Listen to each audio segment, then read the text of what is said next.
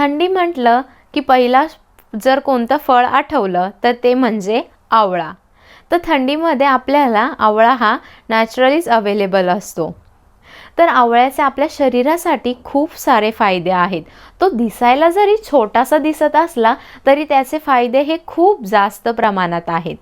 तर बघा, जेव्हा आपण आपल्या डाएटमध्ये म्हणजे आपल्या आहारामध्ये जेव्हा आपण आवळा खातो त्यामुळे आपल्या शरीरावरती खूप चांगले परिणाम होतात. जसं की आपली ही त्वचा आहे ती चांगली होते. परत आपल्या केसांसाठी आवळा हे एक प्रकारचं औषधच आहे म्हटलं तरी चालेल. आणि आपली जी इम्युनिटी वाढण्यासाठी देखील मदत होते. आवळ्यामध्ये खूप जास्त प्रमाणात व्हिटॅमिन सी असतं, त्यामुळे आपली इम्युनिटी ही नॅचरलीच वाढते आणि आपली इम्युनिटी वाढली म्हणजे पूर्ण शरीरच आपलं चांगलं राहतं.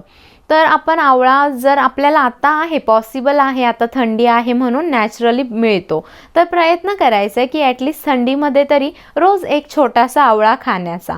आणि पुढे काय प्रश्न पडला असेल बघा, उन्हाळ्यामध्ये आणि पावसाळ्यामध्ये जर आवळा अवेलेबल नसेल नॅचरल फॉर्ममध्ये तर तुम्ही आवळ्याची पावडर झालं, आवळा कँडी झालं किंवा आवळ्याचे लोणचं या प्रकारचे जे आवळ्याचे फूड आहे, जे पदार्थ आहेत ते तुम्ही तुमच्या जेवणामध्ये घेण्याचा प्रयत्न करा. आणि असा प्रयत्न करा की तुमच्या जेवणामध्ये आवळा हा असेलच आणि नक्कीच ट्राय करा आणि तुमची स्वतःची हेल्थ सुधारा.